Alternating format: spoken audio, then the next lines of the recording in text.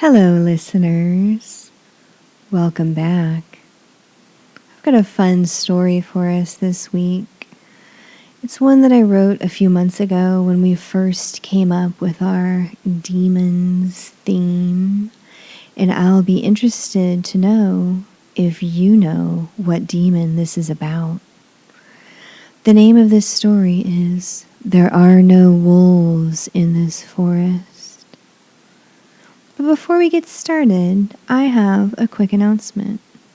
For those of you who are in Texas, Jeremy and I will be sponsoring the DFW Writers Conference here in June. We will have a table set up. So if you would like to come and meet us, stop by the conference and say hi if you're an attendee. We'll have fun merchandise to give away, and we would love to meet our fans. So stop by. I hope to see you there. We're excited to be co-sponsoring a writers' conference. It's a big deal for us. We love you guys and all of your support. Make sure to follow us on social media and check out our Patreon. Patreon.com/storiesinthedark, where you can spend more quality time with us. There are no wolves in this forest. I made sure of that when I got here. There are only the tall pines and the rough rocks and the cabin I found abandoned deep in the heart of the wood. I know what it's like to be abandoned. I know how it feels to be left behind, how you will welcome any stranger willing to stay a while, willing to help you feel like a home again, and the price you pay. I also know what it's like to do the leaving, to be the one who walks away, leaving only a shell behind. I know all these things, and yet I made the choices I made. I did what I did. And so when I found the cabin, just 4 walls with a roof covering a bed and a kitchen, I asked if I could come inside. I asked if I could come home. The cabin let me in, into its silent spaces and empty places that felt so very much like my own heart. I know that feeling well. I know the loneliness of solitude and the loneliness of having the wrong companion as well. I knew the cabin and I would get on quite well. So many people don't go into the deep forest. They prefer the trails and the safety of the known. But you can only find the truest things if you push past the edges of what is safe. If you are willing to wander into the wild, and that is how I came here, to this cabin, to this wood, to this place on the other side of the river of time. There are no wolves in this forest, and so the woods are quiet at night. You might hear the owl as it hunts, but there is no howl, no baying at the moon. She is all mine. I am safe as I slip out of my clothes and walk between the trees, the needles scattering under my feet, the scent of cool earth and old pines and the dust of a dry forest filling me with a longing to run naked under the light of the moon. to run with branches scraping at my skin. I run until I am tired, a long way from my cabin, and then I rinse my dirty hands in the creek before going back. Going back takes longer. I run, and then I walk to rest, and then I run some more, my long legs moving with their own rhythm, and I do this until my cabin is in sight. I stop. I see a shadow lingering under the moon, walking around my cabin. I hear a snuffling sound, and I wonder if it is a bear awake when it should not be. It does not snow here, not much, but it is cold, and I almost feel the cold as I stand still, so very still, next to one of the slender pines. It is not a bear.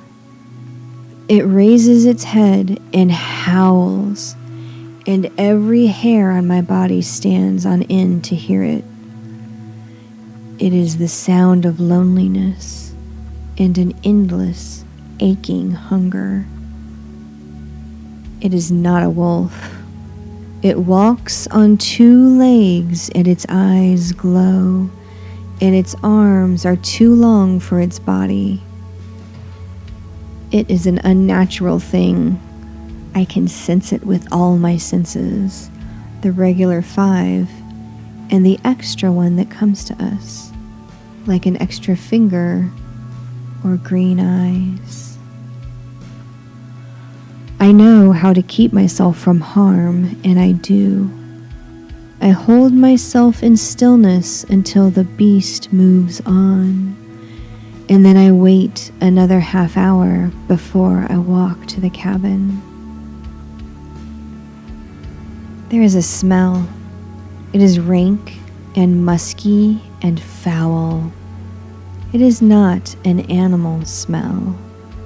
It is as unnatural as the creature itself, and I see where it has marked one of the walls of my cabin. I do not sleep that night. When the sun rises, I let myself rest at last. It will not come back when the sun is up, at least not as it is. When I was younger, I would not have needed to rest. I would stay up all night, 3 nights. It didn't matter. I could stay awake as long as I wanted to, even longer if I needed. But those days are long behind me, and today I must rest, for I will need my energy. When I wake, the sun is high in the sky, and I am hungry, so I heat some porridge and clean my skin and hair. There are twigs and needles that need removing, and something from the forest is under my nails. I do not want the creature to smell me, and I wash with a soap that smells like fresh pine. Only after I have eaten and tidied myself do I go outside. In the full light of day, I can see the footprints in the dirt around my cabin. They are long, longer than mine, and narrow. Briefly, I consider leaving, but my time of leaving things behind is done. This cabin and I have each other and nothing else, and I will not leave it. I fill the footprints with salt, and then I drive a nail in 2 of them, one left and one right. I say the right words, and when I do, the salt is tinged with red. I clean the cabin wall where the beast marked it with his stench, and then I sprinkle salt and ash around the perimeter of the cabin. I do not have much with me out here. I do not have all the right things, but maybe I have enough of the things I need. I wish for wolves. Wolves are easy. When I go back inside, I wash my arms and hands again and again and again. I must not smell like him. It does not return that night or the next. I use the time to prepare myself into the cabin. I burn white sage and rub the ashes where I should. I find a large bag of salt buried under the floorboards, and I give thanks to the cabin for providing. She does not want the beast here any more than I do. On the third day, someone knocks on my door. The sun is high in the wintry sky, but still I am uneasy, as I should be. I peer out through the small hole in the door, and there is a man on the other side. Just a man, but his hair is long and shaggy. I do not open the door. He knocks again, and then he tries to cajole me through the door. He asks me to open it. He says he has brought food. I do not answer him. He warns me of a great beast in the woods. He tells me of a campground 5 miles east that has been damaged by some animal seen only at night. I do not answer him.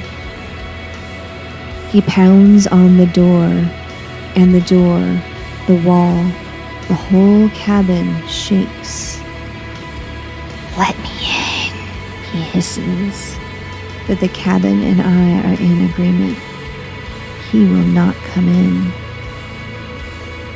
"I can smell you," he whispers, and my gut churns, and my hair crawls, and I want to say the words, the black words, but I do not. I know better. You cannot speak to his kind. If you speak to them, you give them power. Every woman knows this. There is gray in my black hair, and I need more sleep than I used to, but I am still a woman. I remember men like this one. He walks around the cabin, testing the walls, and I hear a grunt of surprise when he finds the footprints filled with salt and nails. I bite my lip and wait. Finally, he leaves, loping off into the forest. And I slide down and sit on the floor of the kitchen, and I shake with remembered fear.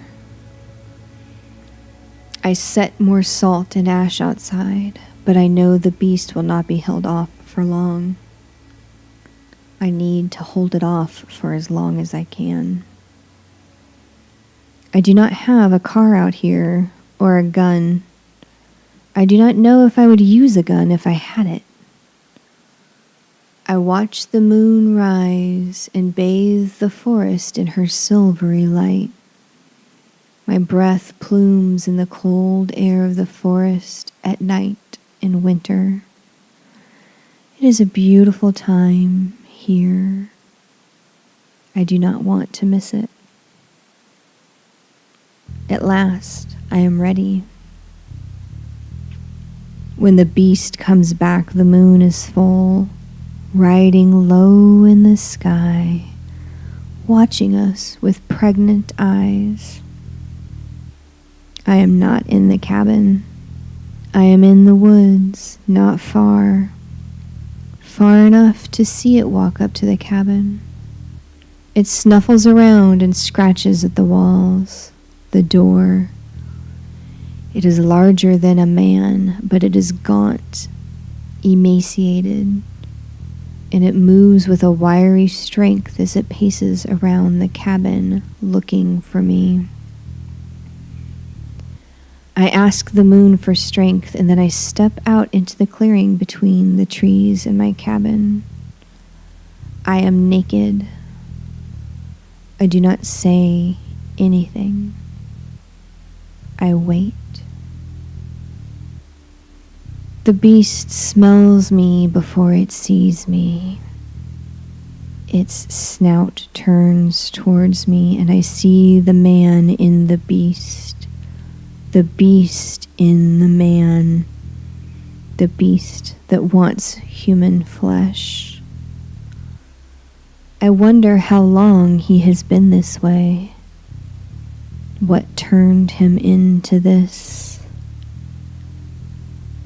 There are no wolves in this forest.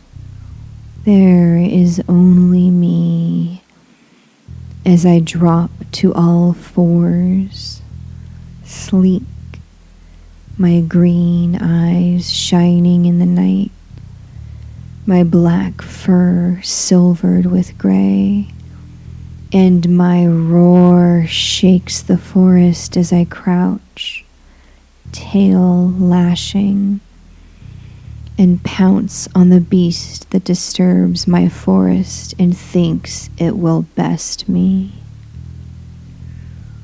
It never has.